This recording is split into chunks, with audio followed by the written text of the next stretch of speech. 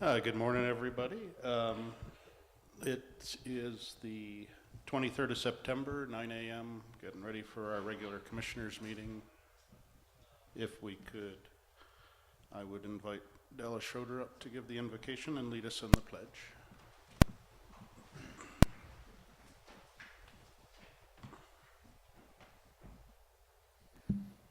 Let's pray. Father, now we come to you, and we're so thankful that we have the opportunity to come before you as our Creator. Father, as a person who is intimately concerned about each of us, and we're thankful for that. Father, just now as we prepare to enter this meeting, I pray for a spirit of cooperation, a spirit of peace, Father, a spirit of moving together forward to help this county and to help its citizens. Father, we want to particularly pray for our country. Father, it seems we're in turmoil, and we just need peace to return to our country. We just know that you can provide that, and we ask you for that. We ask for protection for all the men and women in uniform, our police, our first responders, Father. They put themselves in harm's way for our service to us, and we thank you for that. We just ask for your protection. In the name of Christ I pray. Amen. Amen. I pledge allegiance to the flag of the United States of America and to the republic for which it stands, one nation, under God, indivisible, with liberty and justice for all.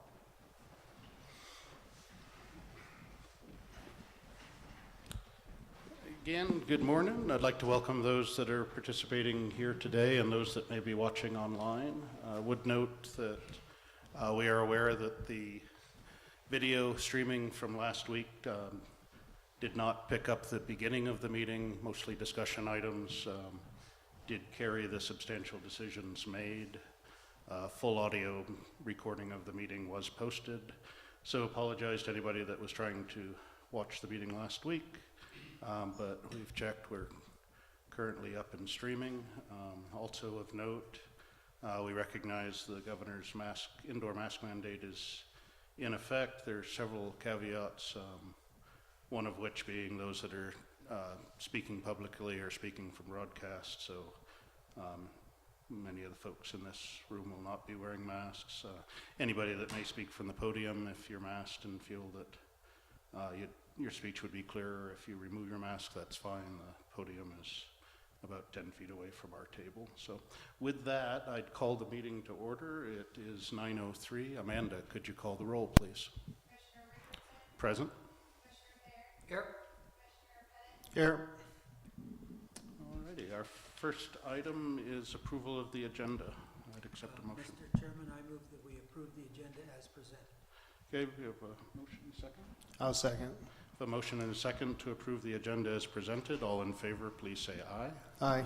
Aye. Motion carries. The agenda is adopted. First block of items we have is the consent agenda. I'd accept a motion to approve consent. I'll make a motion we approve the consent agenda as presented. Second. We have a motion and a second to approve the consent agenda as presented. All in favor, please say aye. Aye. Aye. Motion carries. Included in the consent agenda was a proclamation recognizing October as National Cybersecurity Awareness Month in Elbert County. If you could, Eileen, read the proclamation for the record. Thank you, Commissioners. Eileen Krauth, Deputy County Manager. I'm here today on behalf of Jen Grote, who is our Information Technology Director here at Elbert County. She is attending a relevant event this morning, which I'll talk a little bit about later. But I'll go ahead and read the proclamation recognizing October 2020 as National Cybersecurity Awareness Month in Elbert County, Colorado.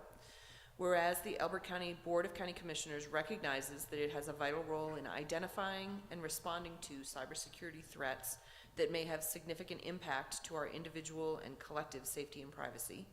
And whereas critical infrastructure is increasingly reliant on information systems and technology to support financial services, energy, telecommunications, transportation, utilities, healthcare, and emergency response systems.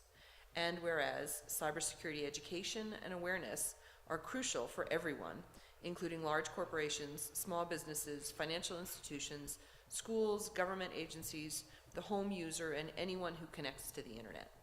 And whereas monitoring your accounts, being conscientious of what you share online, keeping computer software up to date, creating unique passwords and changing them regularly, installing antivirus programs and firewalls, and using mobile devices safely are ways residents can protect themselves from phishing, viruses, malware, financial loss, and loss of sensitive data.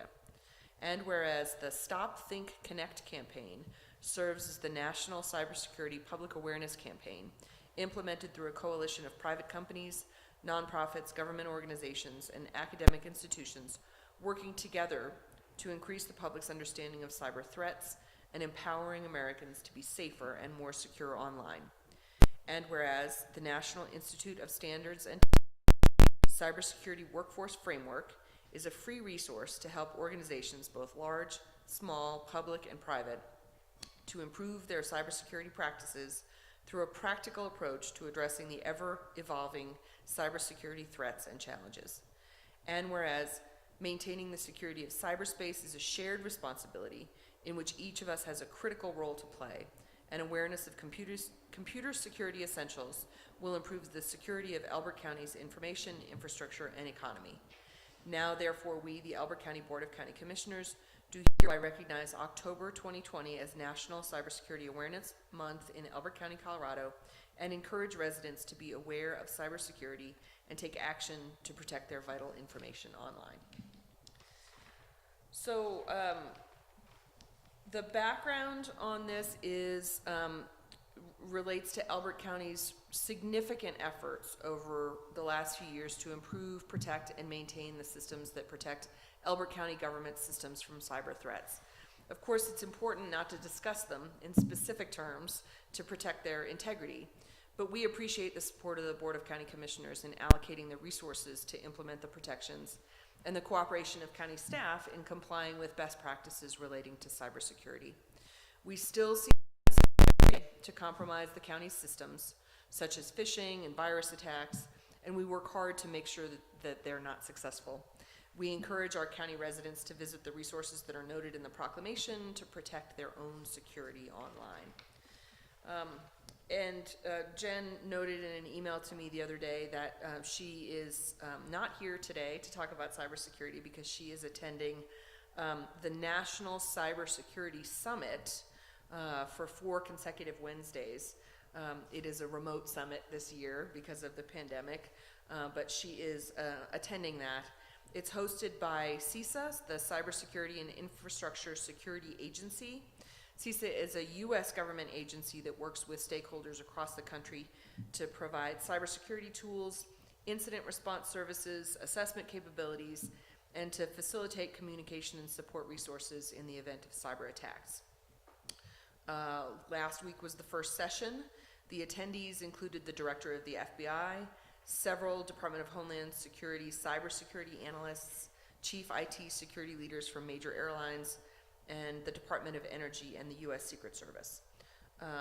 The CISA director is appointed directly by the president, and so this is an effort that is being acknowledged at the highest levels in our federal government, and it is important that we continue to be involved in it. We have done, here at Elbert County, we've done some social media recently relating to cybersecurity for our residents. One of the changes that residents will see later this year, as you all know, is we are in the process of upgrading the content management system for our Elbert County website. And one of the reasons, although our current website is secure, upgrading the CMS will allow us to keep up with these ever-evolving cyber threats. And it's a constant challenge for our IT department to keep our systems secure, and we really appreciate all the hard work that they do on that. Thank you. Yeah, please pass our thanks on to Jen. I know there's several municipalities around the state that have been subject to ransomware over the last probably 6 months or so, and as government workers are working from home and opening up other links, it's making a lot of systems more vulnerable. So luckily we're kind of small fry, but I've seen the chart she's shown, and we're regularly pro China, Ukraine, other places around the world that generally folks don't want to visit. So anyway, thank you. Thank you. Alrighty. Moving on, elected officials, department head staff reports. Do you have anything for us, Dallas? A few different topics, if I may, this morning. Good morning, Commissioners. Al Schroeder, Upper County Clerk. The first is I want to make Commissioners aware of that we have approved a petition to form for Iowa School Board elections. We approved that last September 15th last week. And just so you are aware, statutorily we are required to administer that recall election if they return requested or the amount of signatures required for that to move forward. It does not have any impact on our budget as a district that is required to reimburse us all direct costs with that election. But it would, just wanted to make you aware, another load we put onto the election department. A busy time already, and they're doing a great job. Right now, we have a little bit of a lull until the petitioners return the petitions. We don't have much to do.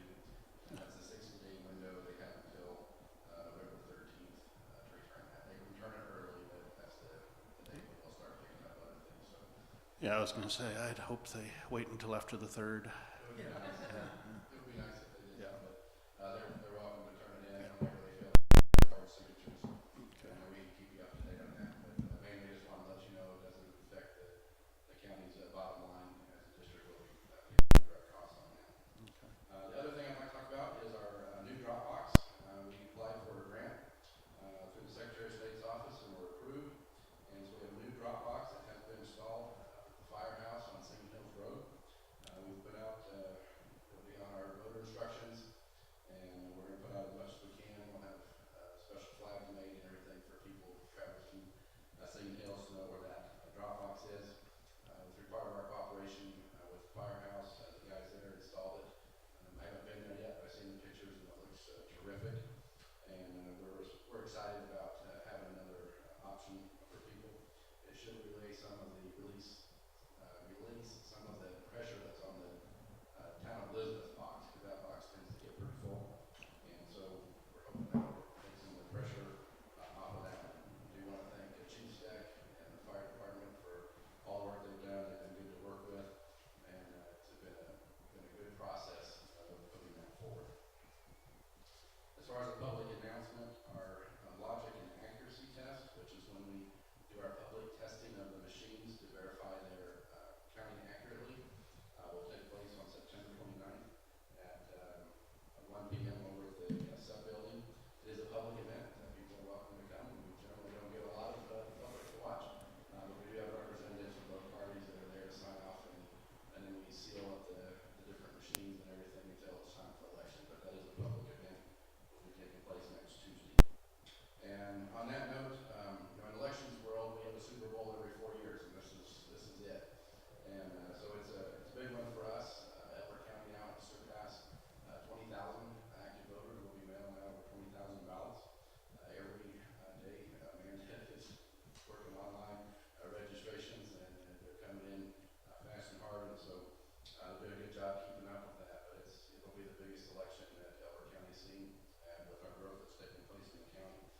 And so on that note, I just want to let you know that because it is a big event for us, we end up relying on a lot of other departments for their help. And we know we have Sam's support, and whatever we need to go forward with that, he's made that quite clear.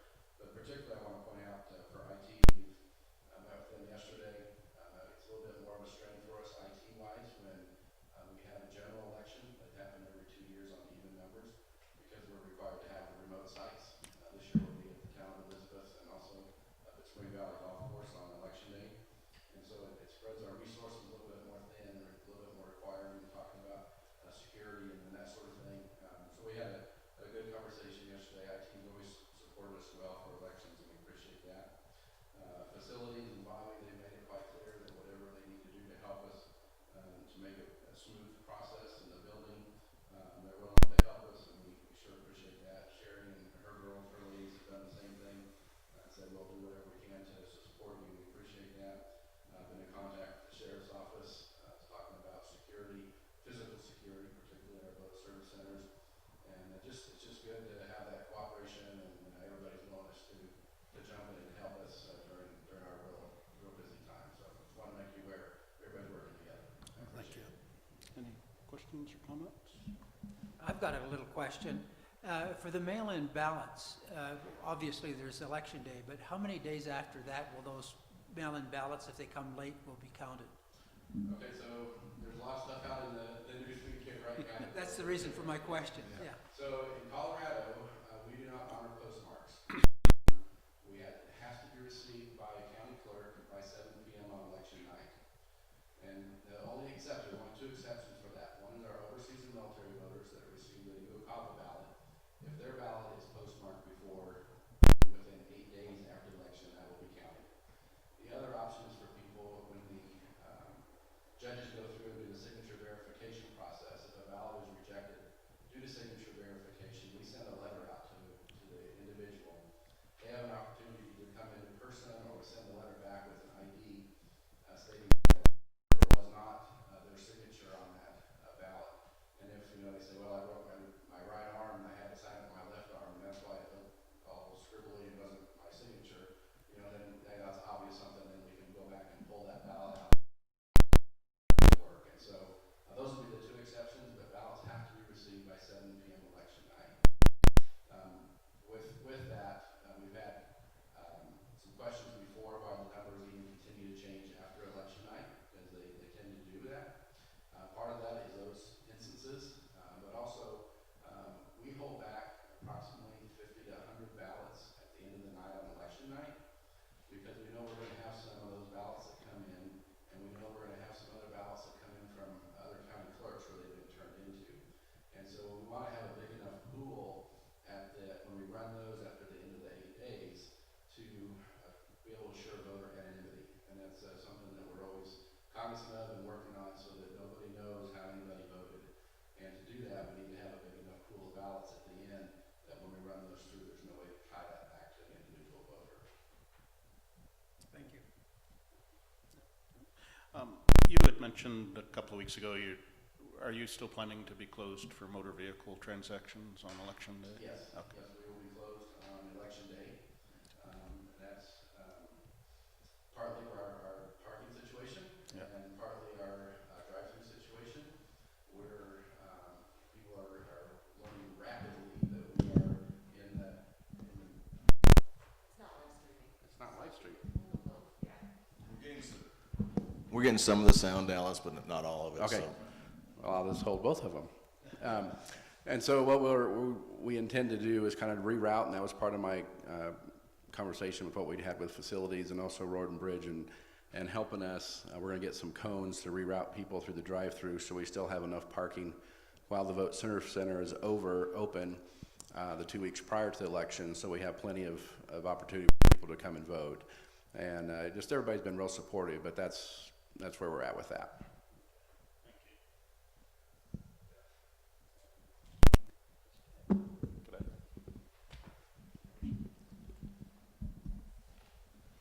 Yeah, thanks. Just in case, I guess it sounded like some of your earlier comments might not have been captured. So just for those listening at home, the first item was announcement that there was a petition approved to run a recall election for Kiowa schools. Kiowa schools are paying for that. It's not a financial burden on the county. There is a new drop box at the Elizabeth Firehouse on Singing Hills Road. Logic and accuracy testing are happening on September 29th, and the public is welcome. And just did indicate that just wide support from across all the departments in the county to make sure the elections happened safely, well, and protected. So that's my short summary if I didn't miss anything. Okay. Much shorter than I was. No, that's quite all right. Sherry, did you have anything for us from the Treasurer's Office, or Susan from Assessor? All righty. You'll need that microphone.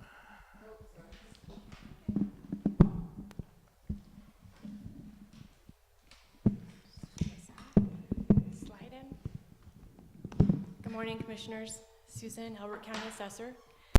I just wanted to give you a quick update on what's happening in our office. And as you know, we recently submitted the abstract of assessment, which was on a delayed schedule because of COVID and the governor's orders, so that was not due until October 13th.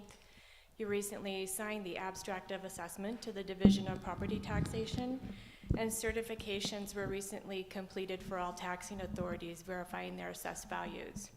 And I wanted to reiterate the fact that we're trying really hard in there, because I know that taxing authorities are really concerned right now about getting their second valuation already, because there's such a small time frame between the December 10th and the December 15th, 5 days to set their budgets and set their mill levies. So I just wanted to put them at ease. Usually we have the recertification of values completed no later than the end of November, allowing them more time to complete their budget meetings and set their budgets and their mill levies for 2020. So really, I think that's all that's going on for us. Those are big statutory dates for us, so those were completed. And 2020 appeals are all wrapped up. And so we had one that moved on to the County Board of Equalization, which for personal property, which ended up being an administrative denial. So 2020 is all wrapped up. Thank you, Amanda, and the County Board of Equalization, and for all your hard work. That's really all I have. Okay. On to 2021. That's what we're working on. Okay. Thanks. Thank you, Susan. Thanks. Sam, do we have anything from the staff?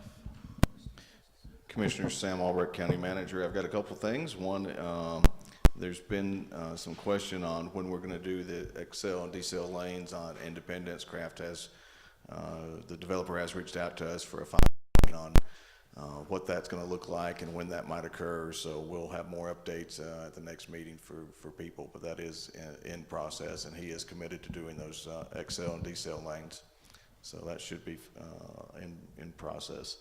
The second thing is that the Elbert County Building Authority is taking a look at refinancing the Justice Center from the current interest rate of 2.61 down to 1.9% interest rate. Interest rates are at historic low. We're not extending the term any at all, and all the costs are wrapped into the refi, and that refi will save Elbert County about $10,000 a year over the next, I think it's 10 years. So that will be brought forward to the commissioners for information. That bond is held by that loan is held by the Elbert County Building Authority, and I sit on that. So we'll bring that to you, and then we have an agreement between Elbert County Building Authority and the Elbert County government on leasing that building back. So we'll get all the paperwork squared, and we should have that done before the end of the year. Okay. Thanks. Alrighty. Christina? Christina Stanton, Director of CDS. I wanted to reach out and let you guys know Greg Tolles over the Assessor's Department. He's been working on updates to GIS and in going back through and updating and correcting some of the title work and things like that that's come through their office. They found some other properties that should have been in the XXNZ. So now we've got a total of, I think, 8. 2 were the original that we knew we had still in Elbert. So there's 6 additional ones. And 2 of them, I think, right now look like they're actually not XX or NZ, but showing as a S as being in Simla. So I need to confirm that those are not within the corporate boundaries of the town of Simla. If so, they would drop off. But we'll be coming forward with your recommendation to do a county-initiated rezone on those in the near future. One in particular I may hold off because it's related to the MVEA substation there in Simla, and they are in the process of doing a plat exemption to take a little bit additional land to do a minor expansion for their facility. So that one I may hold off until they've done their plat exemption so that we capture the whole property and don't have to do it twice. So you're going to come to us at the next meeting requesting direction from the county commissioners? Correct, sir. So once this is complete, does that put us on track to essentially get a full and complete and accurate zoning map Yes, sir. produced? Okay, thank you. Thank you. Thanks.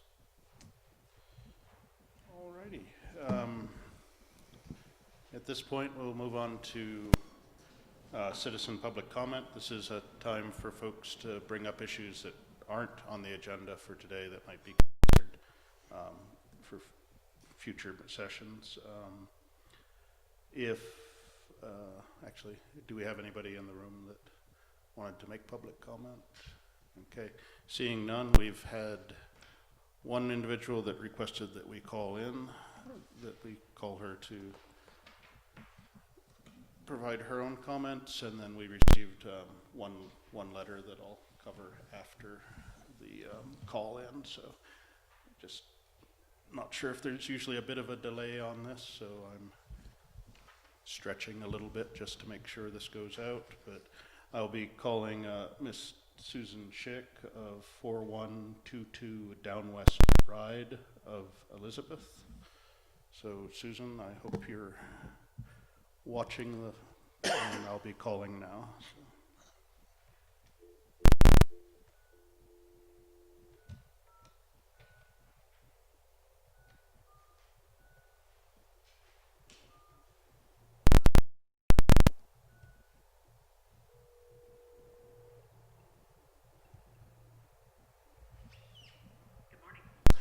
Good morning, ma'am. This is asked to make public comment today at today's BoCC meeting. Yes, thank you for calling me. Can you hear me? I can. I just want to make sure we don't have an echo. If you could, just again identify yourself for the record, and you have 3 minutes for your comments. Time is yours. Okay, there's a delay between what I'm seeing on the screen, so let me just take a second till you finish. Okay. There's a delay between what I'm seeing on the screen. Yeah, ma'am, if you could turn down the volume on your computer, it's echoing backwards in the room. Okay, hold on.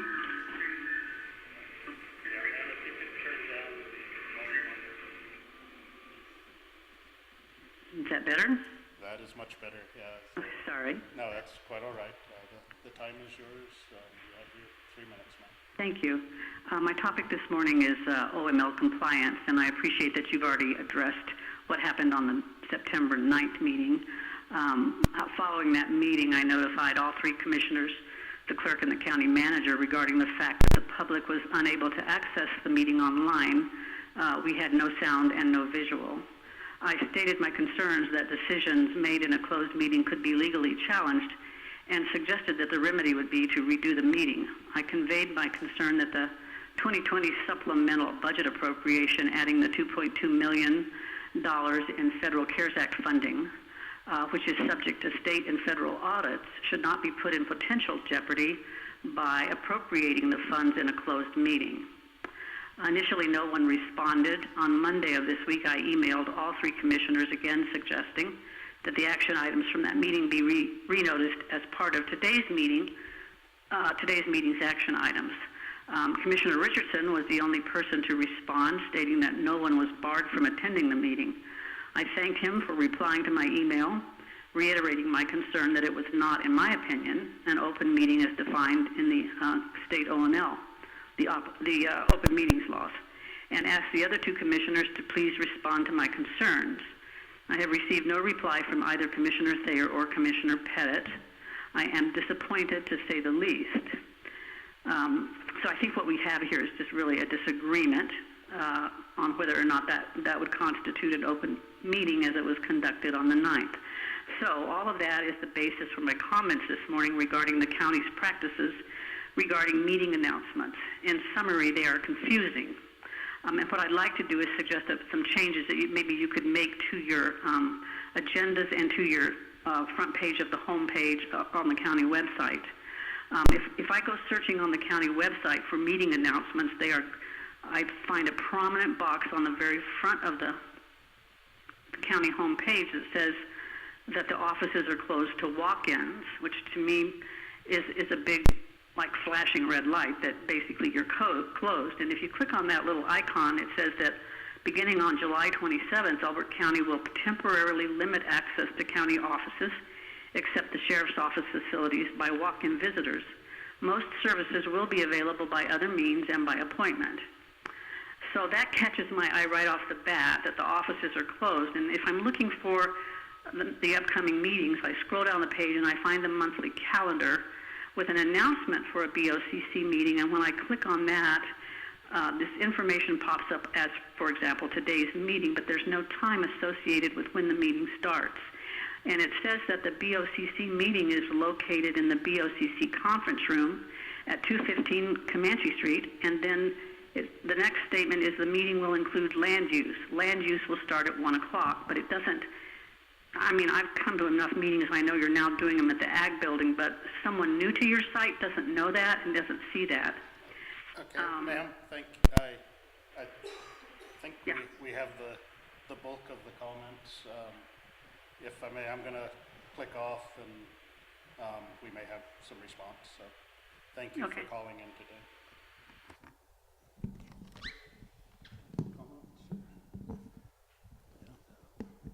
Yeah, I would just say, again, the intent and the actuality was, it's not a closed meeting.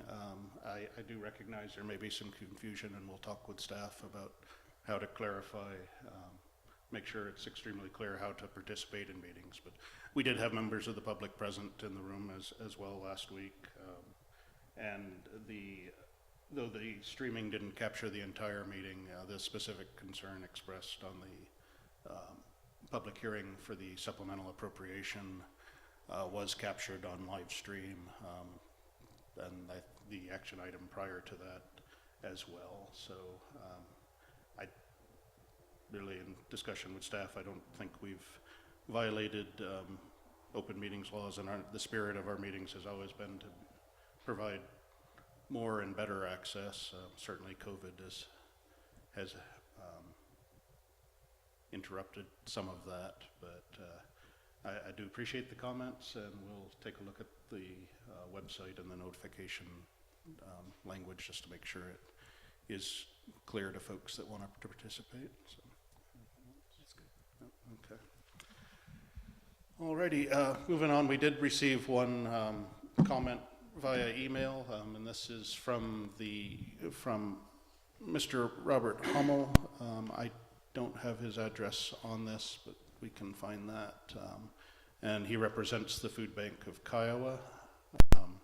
He just wanted to let us know that the Food Bank of Kiowa Creek Community Church has been extremely busy over the summer of 2020, providing tons of foods and supplies to its clients during the pandemic. As an essential business, they remained open throughout. During the time until the very present, they've seen a substantial increase in participation in food bank draws. The food bank officially opened on February 17th after renovation of the fellowship hall. Hundreds of hours of volunteer work by the congregation. They've experienced the following numbers since they reopened. The first 3 months from February through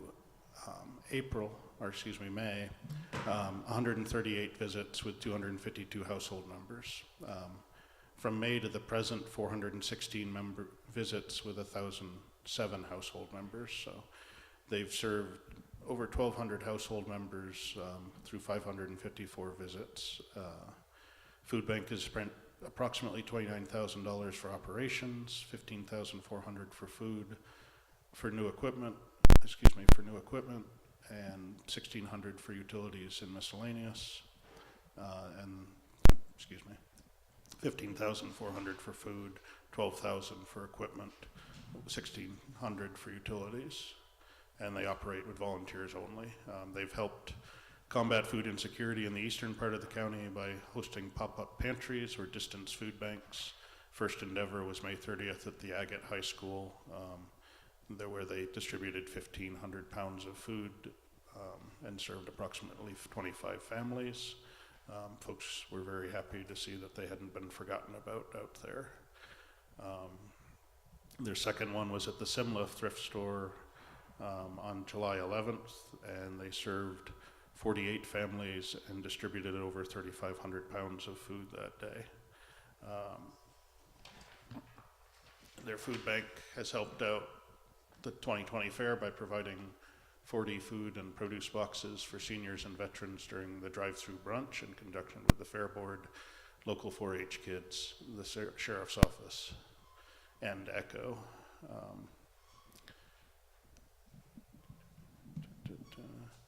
There are many monetary donations from the surrounding community, local churches, and other entities. During the height of the pandemic, the food bank was pleased to purchase 2 glass door refrigerated units, which now they placed in their food bank to be able to provide fresh food to clients. But as the pandemic has gone on, their monetary donations have dwindled, and they've subsidized from the church itself. They recognize that we have the nonprofit grant and say that a grant would allow the food bank to continue operations at the current pace. This full letter will be part of the minutes to the meeting. Certainly do appreciate all the work that Mr. Hummel and the whole crew out there do. They've been working tirelessly for several months and continue to expand their operations and the support to folks. So, comments or questions?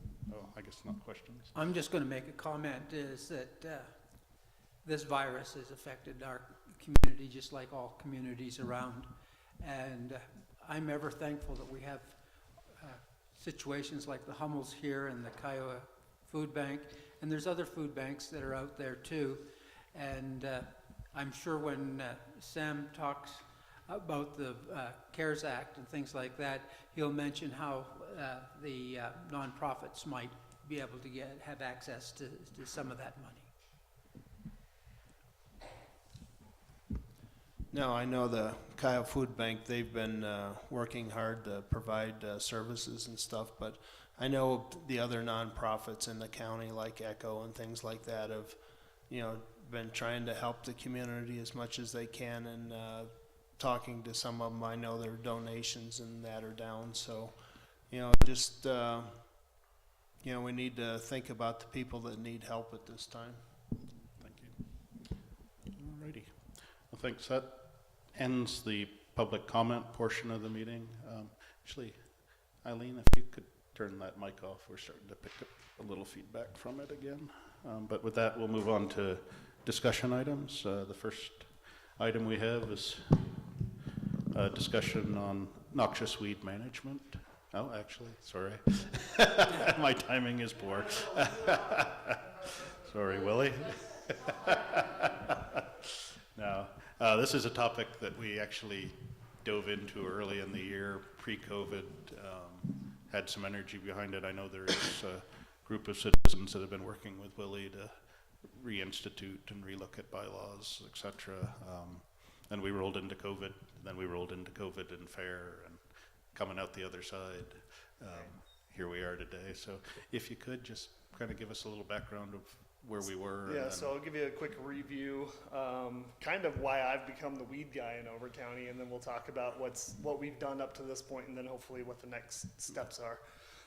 So starting way back in 2004, I was a forest tech for the U.S. Forest Service doing fire mitigation planning, so doing weed management or weed mapping for fire mitigation planning. 7 to 10, I was a range tech for the Oregon Department of State Lands doing rangeland assessment for nearly 1 million acres, where we mapped weeds and came up with integrated weed management plans. 2013 to 16, I worked for the Fairbanks Soil and Water Conservation District, again doing weed management, mapping, and then working with local residents on weed management. And then the spring before I started here, I worked for Mesa County in their weed division, again mapping weeds, and then working with private citizens on how to manage weeds. And then I started October of 2018 here in Elbert County. And the questions I got off the bat were, what are we doing in Elbert County?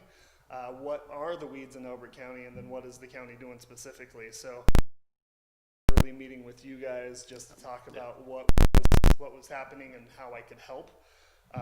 And so that's kind of where we started. You guys suggested doing some kind of outreach and education. So we did a series of 6 seminars from 18, 19, and 20 that addressed weeds specifically in Elbert County, what they were, how to manage them,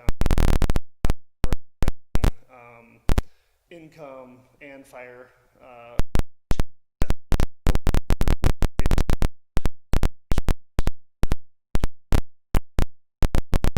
2019 series, we saw 6 people attend the first one, and by the time we did the last one, we had 83 people attend. Good. So as we got the word out and talked about what we were talking about and what the topic was, in 1819, for whatever reason, there was a lot of questions and a lot of comments about weeds, and then we rolled into 1920 where fire became kind of the topics.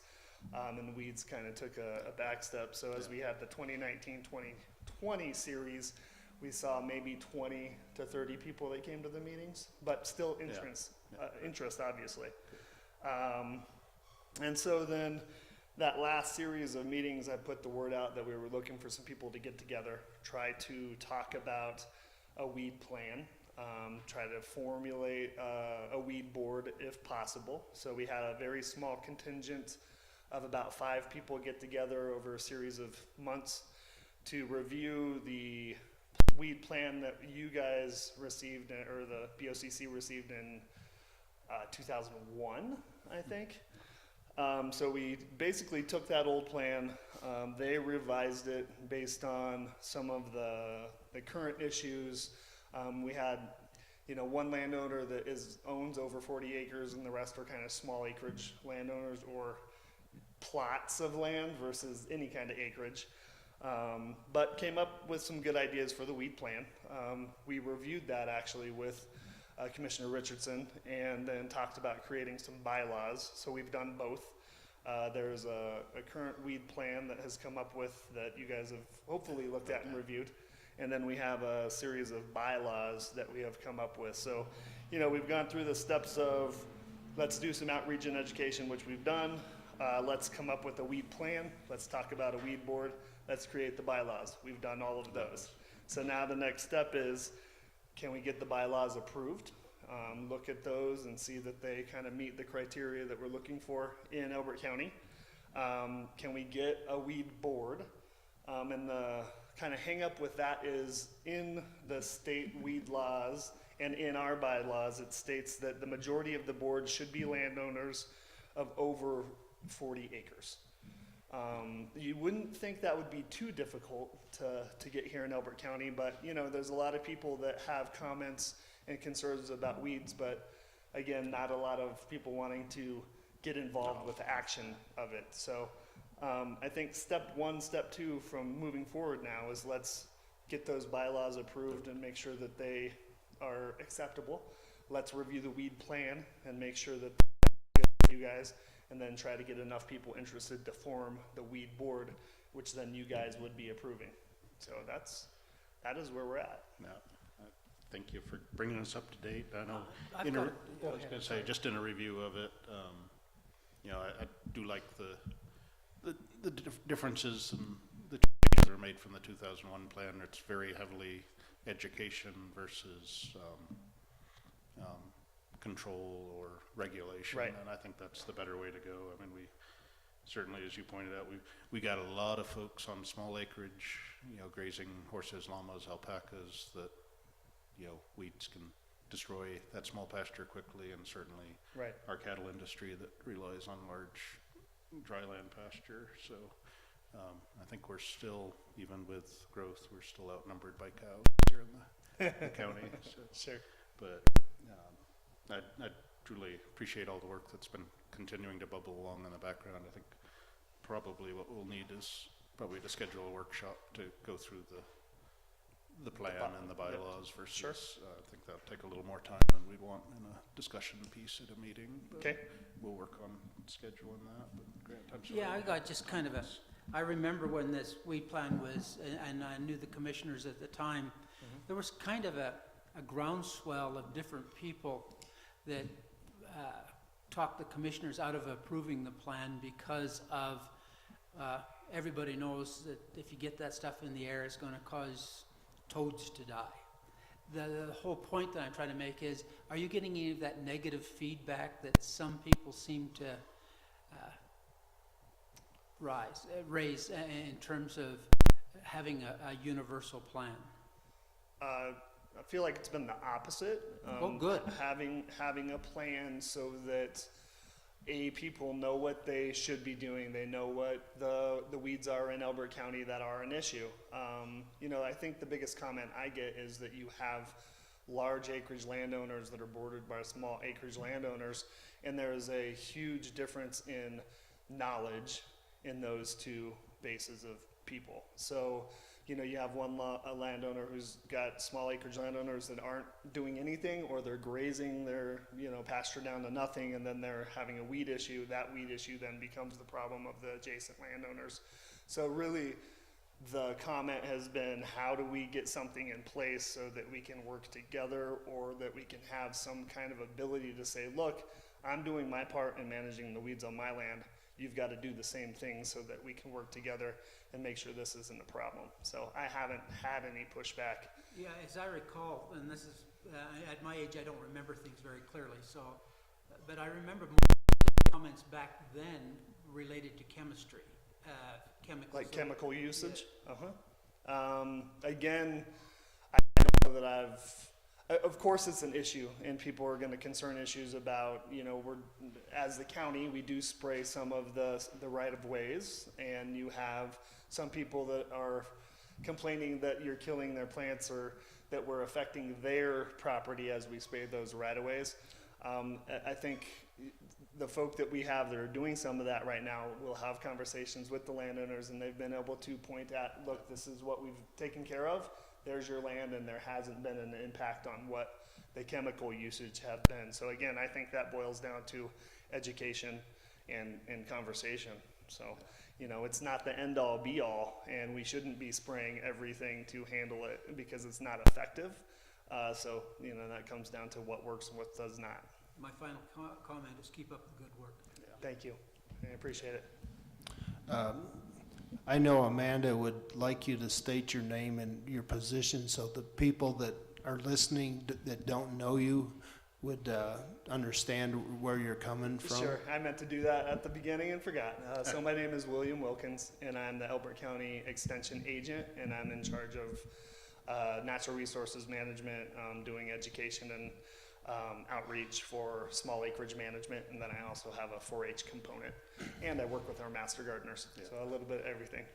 So, but I know, it was sort of dropped in 2001, and, I had, like Ben Duke, I know approached me a couple of years ago when I was becoming commissioner about trying to revive it, so I'm glad you're pushing it forward so that we can get a plan in place. Well, thank you. Commissioners, Willie and I have also talked, and just another perspective on the scale of the issue. It's the large landowners are very knowledgeable about this, as Willie said, and the smaller parcel people that are around them are not. When you put those smaller parcel people together in a 1,000-acre subdivision, that weed management problem, where you've got a lot of separate landowners on 5 acres and a metro district that runs through it with open space, the magnitude of the problem gets a little more intense in working with the surrounding parcel landowners. So, and Willie and I have talked about that, and I think that should be a component of the plan too. And I do agree, and that's something in terms of moving forward. Some of the older subdivisions had, directed weed management plans for the subdivisions, and I think in that, when that kind of died off a little after 2000, and then the recession, we didn't really see much activity. So this is the right time to be picking this up again for in that respect as well. But and just one point of clarity on the Elbert County weed plan, it is the unincorporated parts of the county. Correct, yeah. Just to make that clarification. Okay, thank you. And I know in the meetings I've attended, there's been several folks there that keep bees, and I know that's always a concern with chemicals, but the world has changed quite a bit in terms of what's available and techniques to treat since 2001 as well. So, 19 years, I guess, there's been some progress. So. Indeed. But yeah, if we could, Sam, kind of set up a workshop, and if it makes more sense to do something in the evening with members that have volunteered to serve on a board, or I think we're all flexible and open to that. So. Okay. Thank you. Thank you.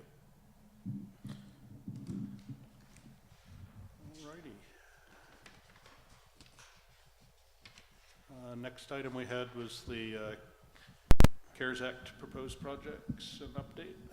Sam? Absolutely, Commissioners. We are continuing to refine and update our CARES project lists. One of the, and we are getting a little mic feedback from someplace. Eileen, if you wouldn't mind maybe cutting that off for me, I'd appreciate it. Thank you. The other, so the first thing I want to announce is that the business application grant went up and is live. The nonprofit application grant is also live as of today.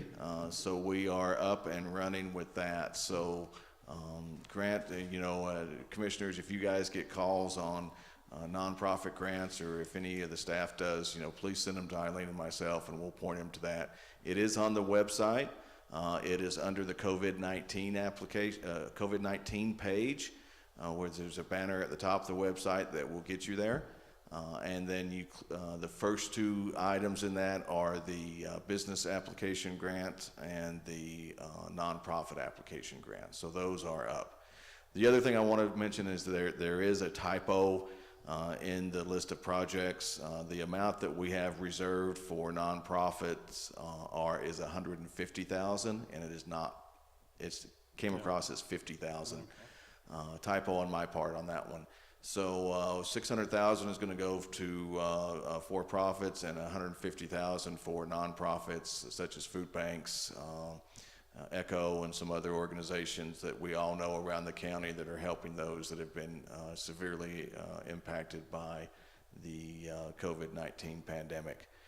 One of the things I want to mention is these the project list is kind of split into two major categories if you want to look at it. One is reimbursement to the county for the expenses that we've incurred during this pandemic from the 1st of March.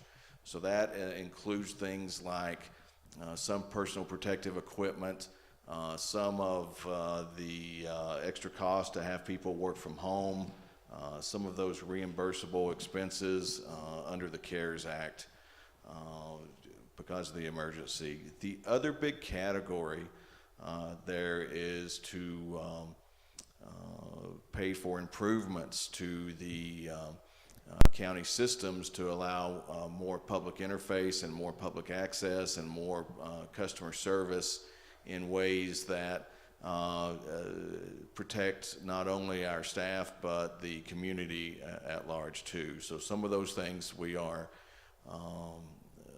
is increases in services and capacity. The other big segment of the overall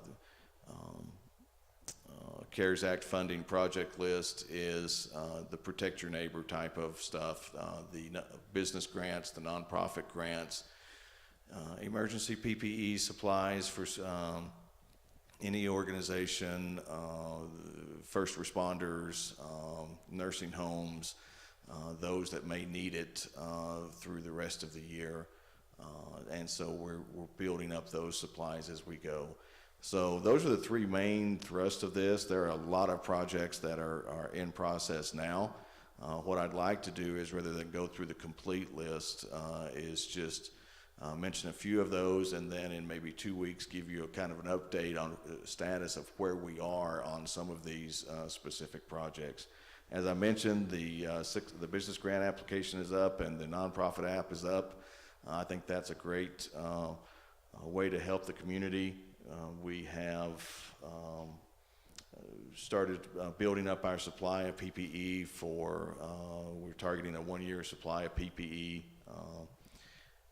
We've taken a couple things off the list. One of the things we were looking at was the UV machine that sterilized masks. We think we have enough supply now to do that, so we're going to drop that from the list.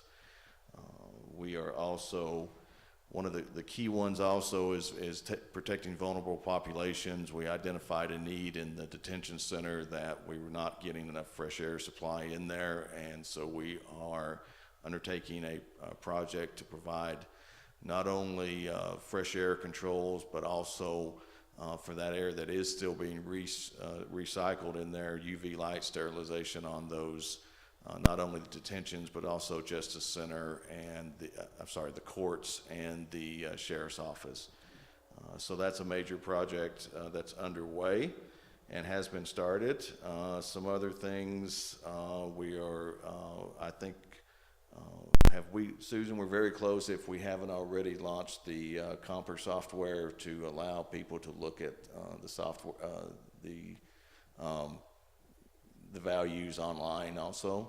We're getting the data that they need and formatted properly right now, but in 2021, it will be valid and online. Great. So we're doing some testing and getting that up to speed and hope to have that launched soon.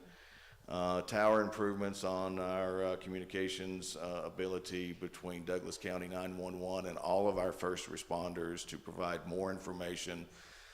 The 911 system has had some weaknesses in it that just are not acceptable during a COVID-19 when you need to transmit more information in a reliable form. So we're undertaking some projects there also. What I'd like to do is to continue with your support on these projects and come back in 2 weeks and kind of give you a more updated what's done, where we are, what's been started, and what we're still have yet to get done. Just one question. The technology that we have here for the virtual meetings in this room and now also over at the Ag Building, and you've been working on upgrading that. Where are you at on that? That's another big project. Thank you, Commissioner. So we are overhauling the AV and streaming capabilities in this room and in the Ag Building. That RFP has been let. We've reviewed proposals. We've interviewed contractors twice. And we are, that contract has been signed, I believe, and we are off and running. So that will be done by 12:30, if not before. As you would expect, other municipalities and counties are looking to do the same type of thing. We've been assured that our contractor can get everything he needs and have it ready to go before the deadline of 12:30 on this project. No, appreciate the update. I know we've designated about 1/10 of it, or about 230,000 as reserve. So just as we watch the grants come in, the more money we can put directly in the hands of businesses or those nonprofits that are supporting directly, the better. So absolutely, we'll know how this pandemic. My timeline on that is take a look at where we are with the current applications from the community for both nonprofits and small businesses, and if we need to change those numbers a little later in the year, if we get more applications than we have requests for funds, we may have some flexibility in that contingency. The other piece is if this pandemic turns south and we are having a full home type of emergency again, that contingency is there to support that if we need to. Okay, thank you. Alrighty. I think the next topic we had was just an update on the transportation master plan. Let me do that one also, Commissioners. Rory Hale, our Public Works Director, is out in the field. He got called out to with some subdivision road stuff, so I can kind of give an update on that because we are working together. This is the transportation plan being sponsored by DOLA, cost shared with DOLA, 50-50, to take a look at a new transportation plan for the entire county. The old West Elbert transportation plan was severely dated and only covered the western part of the county. We have we're moving forward with that. We've identified a technical advisory committee that are helping to identify the planning goals. We also, the contractor has been given the existing conditions analysis and report for paved roads, dirt roads, and for the bridges. So they are off analyzing that data also, and then the public survey portion of that is in prep right now, and we're looking at the best way to get that public survey out to everybody in the community that allow input into the new transportation plan. And my target date for that was originally the first of the year. My guess is, without conferring with the contractor, we're going to be middle January, late January to have that done. Thank you. No, just looking forward to that. I know the previous plan brought millions of dollars in grant money to the county, the paving of Kiowa Bennett, the north part of 29, several other substantial paving projects really were a direct result of the money that was put into the plan. So, you know, the cost share is good and the return on it should be tremendous when this is done. So We're hoping that too, Commissioners. The other thing is that looking at the previous transportation plan, in this contract, what we've asked the contractor to do is also to work with the 3 incorporated towns and look at their transportation plans, if they have them and they're current. Also the surrounding communities as well as the surrounding counties. So with 194 being chip sealed now all the way through, what Arapahoe is doing up there is significant, as well as Lincoln and Douglas County, where we see a lot of traffic leaving and coming back every single day, and of course El Paso County also. alrighty, thank you. Alrighty, that concludes our discussion items. We just had 2 action items related to minutes of previous meetings. I would accept a motion to approve the minutes of our September 9th meeting. Mr. Chairman, I move that we approve the September 9th, 2020 BoCC minutes as written and dispense with the writing of those, dispense with the reading of those minutes. I'll second. Okay, we have a motion and a second to accept the minutes of the September 9th meeting as presented and dispense with the reading. All in favor, please say aye. Aye. Aye. Motion carries. Okay. Another. Okay. Yeah. I'll make a motion, we approve the September 16th, 2020 Board of Health minutes and dispense with the reading of the minutes. Second. Okay, motion and a second to accept the Board of Health minutes from September 16th and dispense with the reading. All in favor, please say aye. Aye. Aye. Motion carries. Okay. Board planning. Just for next meeting, we had mentioned the refi of the Justice Center, and if the timing is right for that, we can take that forward, or at least into a discussion item for the next meeting, and perhaps complete the action on the